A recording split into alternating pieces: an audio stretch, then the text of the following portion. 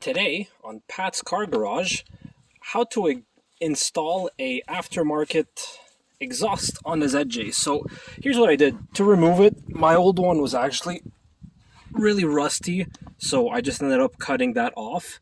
But to put the new one, what you're going to want to do is jack up underneath the differential until you can basically max out some jack stands on the chassis side. And then what that allows you to do is fit the new exhaust past the track bar. Because otherwise you're not gonna make it around this turn here, because the gas tank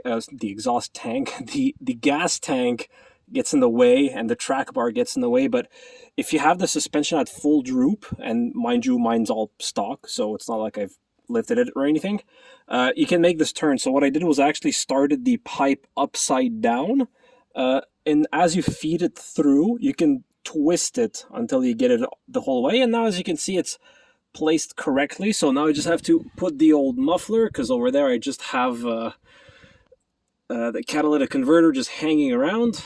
My exhaust mount over here is good. I mean, it's got some surface rust, but it's Canada, so what do you expect? But the rubber is actually nice and still has plenty of flexibility to it. It's not cracked or anything.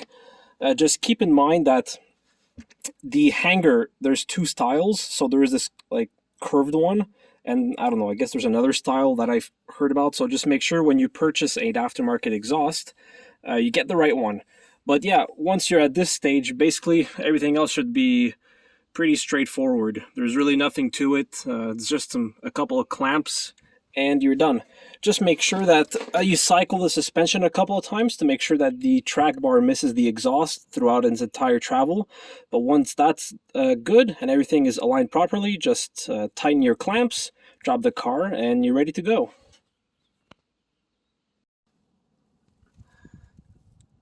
And there you go.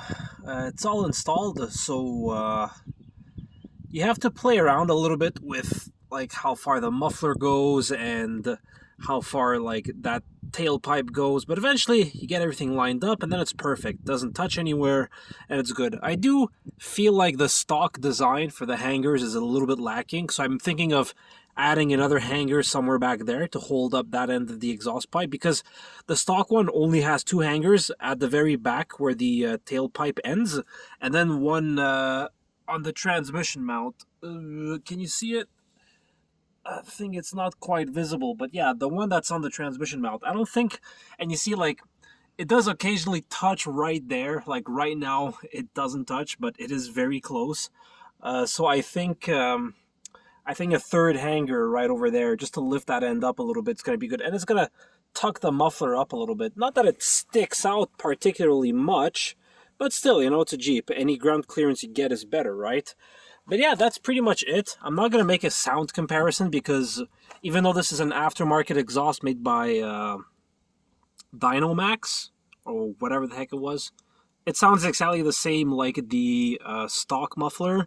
But the advantage is it's got 2¼ inch mandrel bent tubing out the back, which is far better than the stock one. So hopefully I get a little bit more power, because everybody knows the 4-liter straight six needs all the help it can get.